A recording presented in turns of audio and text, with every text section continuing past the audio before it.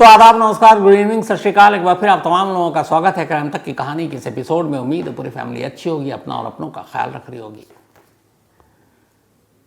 Junior doctor को छोड़ दें तो अब तक ये था कि 9 अगस्त की रात तीसरी मंजिल पर उस सेमिनार हॉल के इर्द गिर्द सीसीटीवी कैमरे में कई लोग कैद हुए थे, लेकिन अब वो गिनती सामने आ गई है और साथ ही जो लोग सीसीटीवी कैमरे में कैद हुए, जिनमें से एक संजय राय भी है, इनकी कहानी भी सामने आ गई है।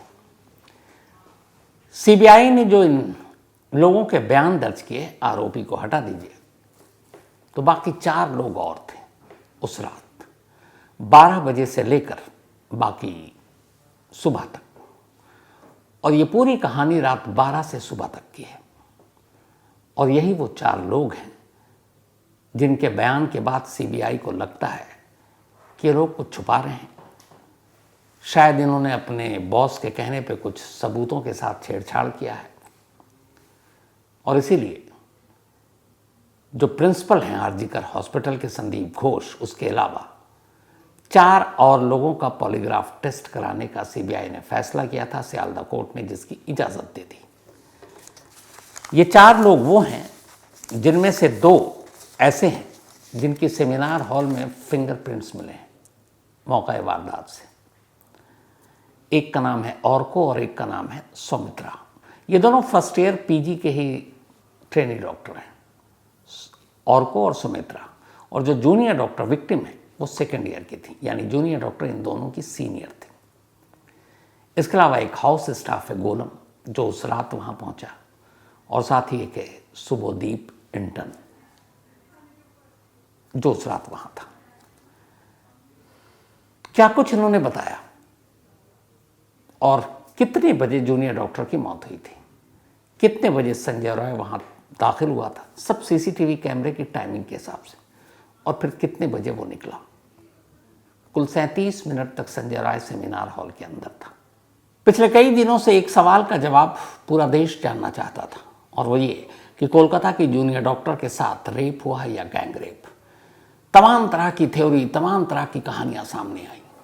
Sex racket, pornography racket, drugs racket, human organ का रैकेट, सारी बातें हुई।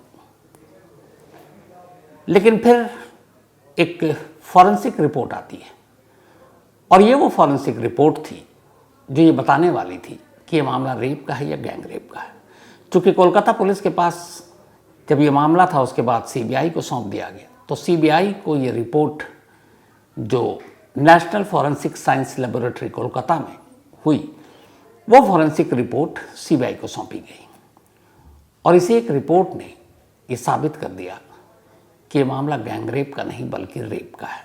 और इसकी वजह ये है कि विक्टिम के वेजिनल स्वैब से जो नमूने लिए गए, सैंपल लिए गए, उस सैंपल के जरिए उस विक्टिम का डीएनए प्रोफाइल तैयार किया गया उसके बॉडी पार्ट्स से।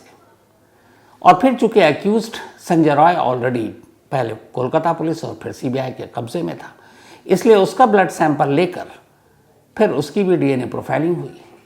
और इन दोनों डीएनए प्रोफाइलिंग को जब मैच किया गया तो पता चला कि विक्टिम के बॉडी पार्ट से सिर्फ उसके अलावा एक और डीएनए प्रोफाइल मिला है, और वो किसी और का नहीं बल्कि संजय रॉय का है।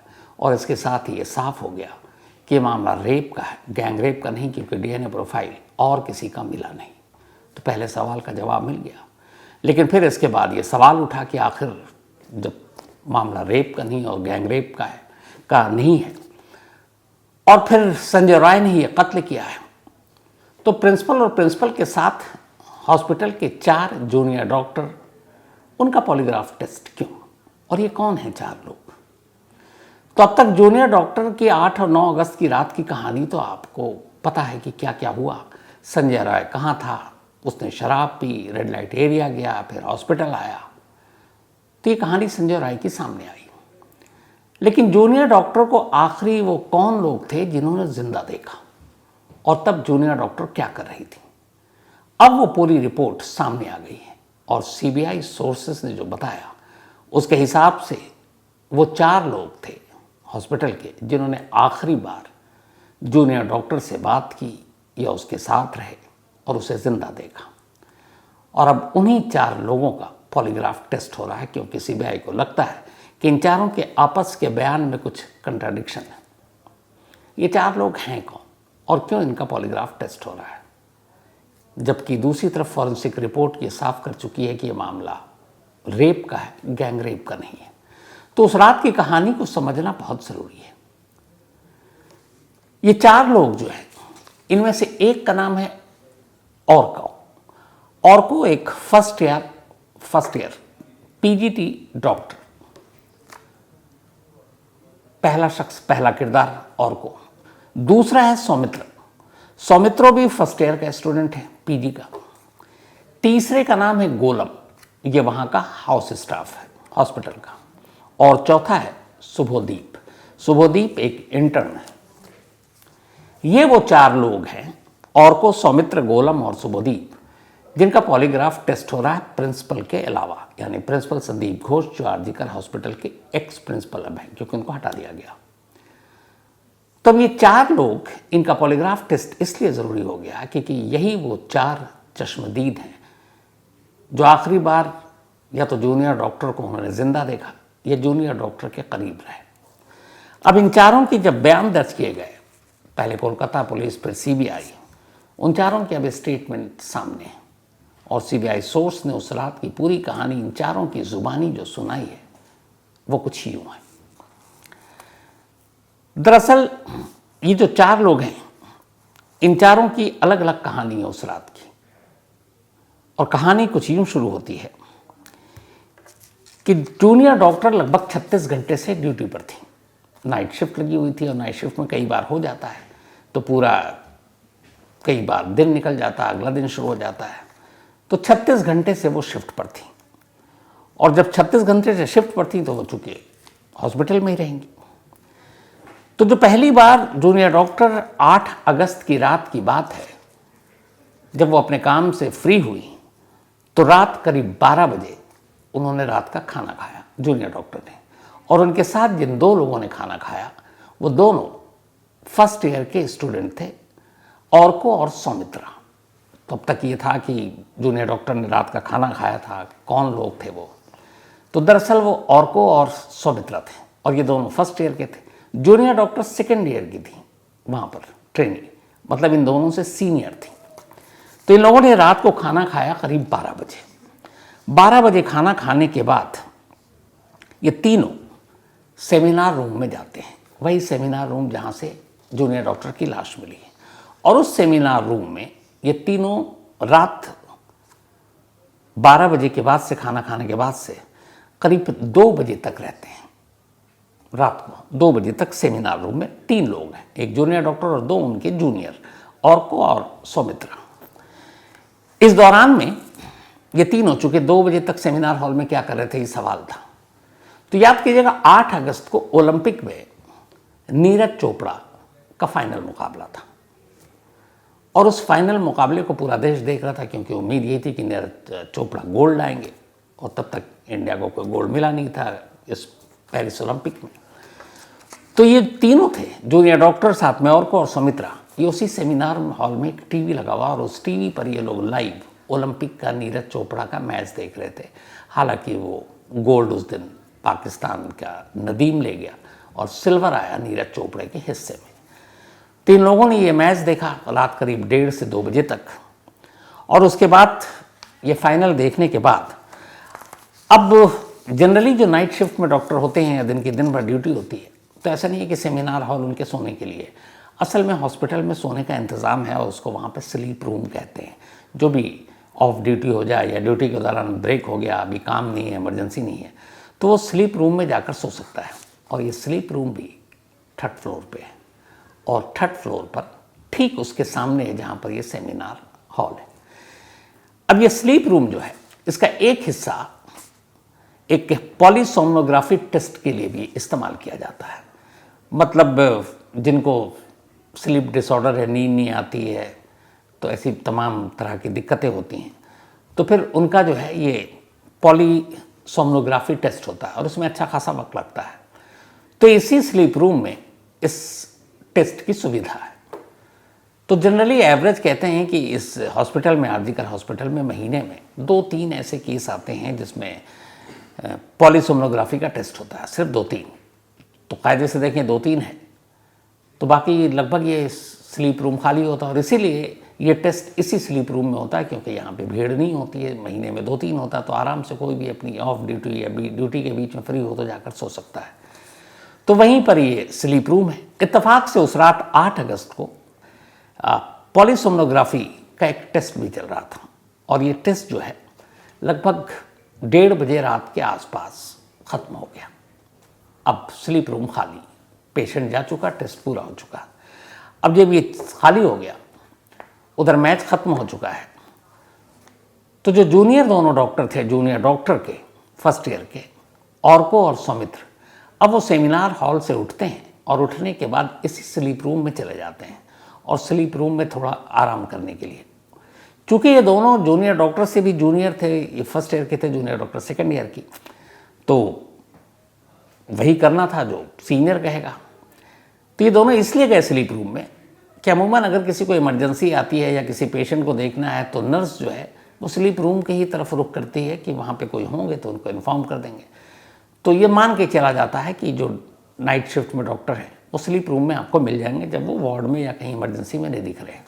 तो इसलिए इन दोनों ने, ऑर्को और सुमित्रा ने, स्लीप रूम में जाकर सोने का फैसला किया, ताकि अगर कोई नर्स या कोई की ज़रूरत पड़ेगी तो वहाँ पहुँच जाएगी। लेकिन इसके उलट जूनियर डॉक्टर ने स्लीप रूम में जाकर आराम करने की बजाय उनसे कहा कि मैं सेमिनार रूम में ही थोड़ी देर के लिए आराम कर लेती हूँ, और ज़रूरत होगी तो मुझे बता देना। तो दोनों ने कहा ठीक है। ये चेस्ट डिपार्टमेंट के ही तीनों थे, और चेस्ट डिपार्टमेंट का फ्लोर 3री मंजिल था। तो अब जूनियर डॉक्टर सेमिनार हॉल में ही रह गई, वहीं आराम कर रही हैं, और सेमिनार हॉल के ठीक अपोजिट में ये स्लीप रूम है, जहाँ वो दोनों जाकर आराम कर रहे हैं। अब स्लीप रूम में जाने के बाद उन दोनों को लगा किसी ने कॉल किया नहीं, तो फिर उन्होंने जूनियर डॉक्टर को डिस्टर्ब नहीं किया और कहा कि चलो उनको वहीं सोने दो, और वो सोती रही। अब ये दोनों जो जूनियर डॉक्टर थे, ऑर्को और सौमित्र, उस जूनियर डॉक्टर को जो सेमिनार हॉल में सो रही थी, उसके बाद इनकी कोई मुलाकात नहीं होती। ये रेस्ट रूम में आते हैं और इनको भी कोई इतना काम नहीं होता है। लेकिन ये तीनों उस 3rd फ्लोर के सीसीटीवी कैमरे पे, जो कॉरिडोर की तरफ जाता है, सेमिनार हॉल की तरफ या रेस्ट रूम की तरफ, उसमें ये कैप्चर थे, ये 3। अब इसके बाद रात धीरे धीरे ढल रही है, और ये 3 कैप्चर हैं उस सीसीटीवी कैमरे में। इसके बाद देर रात अब एक चौथे, बल्कि तीसरे कैरेक्टर की, इन तीनों के अलावा एक चौथे कैरेक्टर की, बल्कि अगर जूनियर डॉक्टरों को जोड़ लें, एंट्री होती है सीसीटीवी कैमरे में, इसी 3rd फ्लोर पर। और ये चौथा जो कैरेक्टर था, ये था गोलम, इसी हॉस्पिटल का एक स्टाफ। तो ये गोलम जो है 3rd फ्लोर पर जाता है रात के करीब 2:45 बजे, 2:45 AM। 3rd फ्लोर पर सीसीटीवी कैमरे में ये कैद होता है, और वहाँ जाने के बाद इसको कुछ टेस्ट करना था, और वो टेस्ट करता है। नीचे ये इमरजेंसी 1st फ्लोर पे था तब तक। 1st फ्लोर से ये रात को 2:45 AM पर 3rd फ्लोर पे जाता है, क्योंकि वहाँ जो टेस्ट जो उसको करना था वो उसी फ्लोर पे था, और ये भी सेमिनार रूम के करीब था।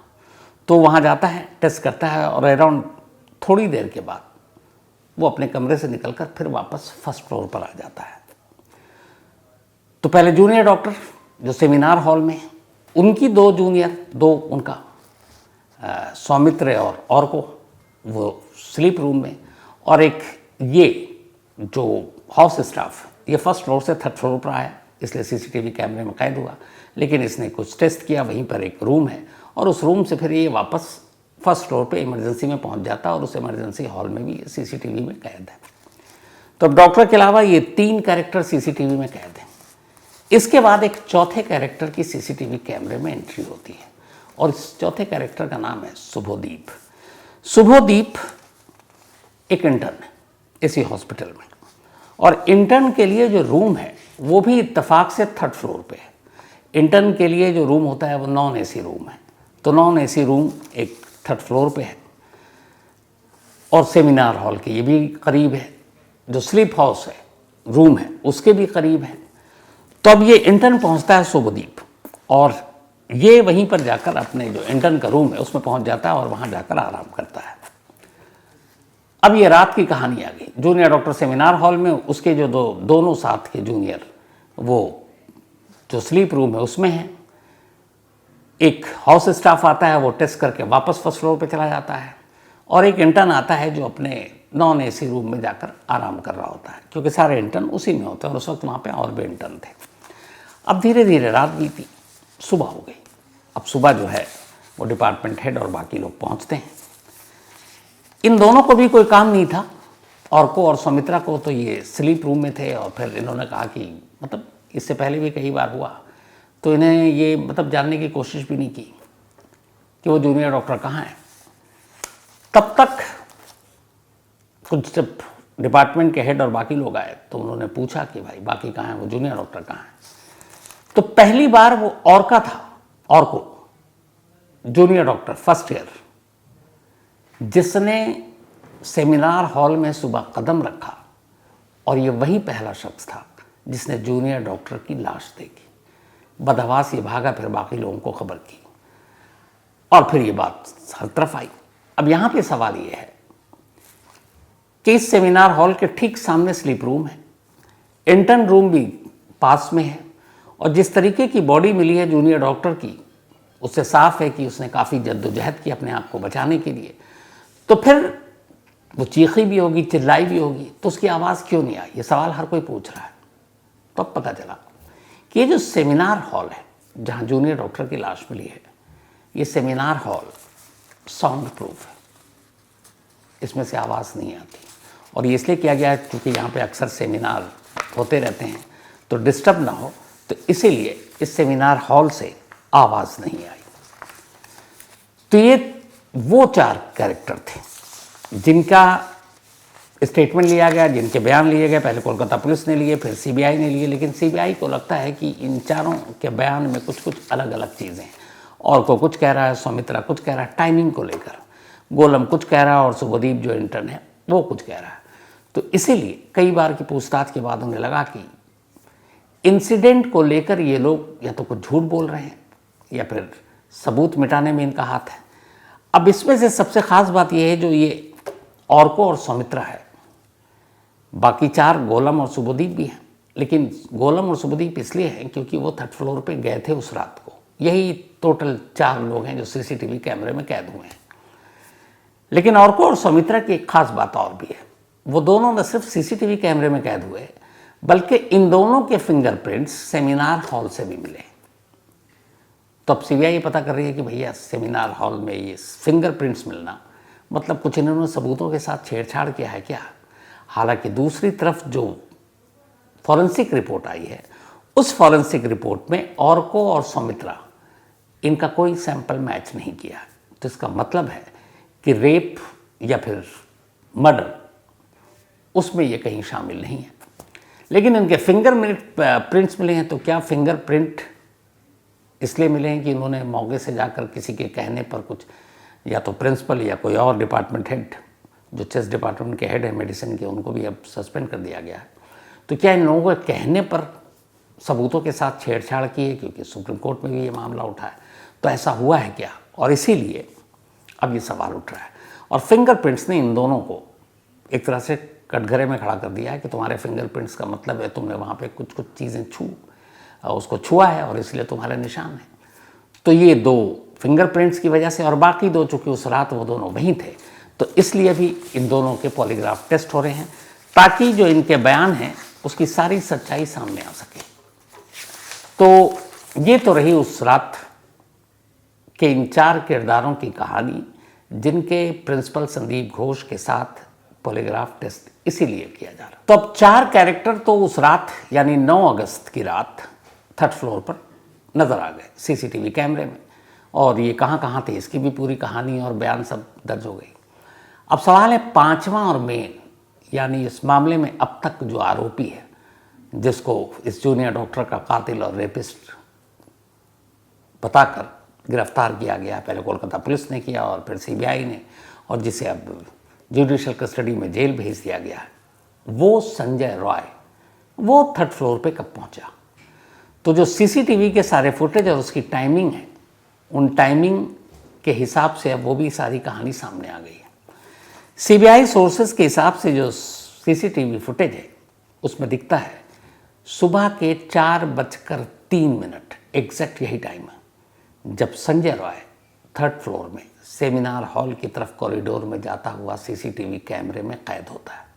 टाइम था 4:03। इसके बाद 4:03 से लेकर संजय राय उसी सेमिनार हॉल में रहता है। उसके बाद वो बाहर नहीं आता क्योंकि कॉरिडोर में जो सीसीटीवी कैमरा लगा हुआ उसके कहीं से भी वो एग्जिट में अभी तक नहीं आया, मतलब वो उसी तरफ है और वहीं है। अब उसके बाद उसका जो एग्जिट का सीसीटीवी कैमरे में जो टाइमिंग है 3rd फ्लोर पे उसके आने और सेमिनार हॉल की तरफ जाने की टाइमिंग है 4:03 और उस 3rd फ्लोर से बाहर निकलने की जो उसकी टाइमिंग है वो है 4:40। यानी कुल 37 मिनट तक वो सेमिनार हॉल, या 36 मिनट तक रहा, आप 1 मिनट आने जाने का निकाल लीजिए, तो 4:40 पर वो बाहर आया। जो पोस्टमार्टम रिपोर्ट आई है और जो सीसीटीवी कैमरे की टाइमिंग है उसके हिसाब से अब जूनियर डॉक्टर की मौत की टाइमिंग भी लगभग सामने है और ये बताया गया है कि जूनियर डॉक्टर की मौत सुबह 4:15 से 4:40 के दरमियान हुआ। यानी 4:03 पर संजय रॉय सेमिनार हॉल के अंदर गया, तब उस वक्त जूनियर डॉक्टर उसी सेमिनार हॉल में सो रही थी और फिर वहाँ जाने के बाद उसने ज़बरदस्ती करने की कोशिश की। तो 4:03 से लगभग 12 मिनट तक अगर टाइम देखा जाए और फिर उसके बाद मौत हो जाती है और 4:40 पर वो निकल जाता है।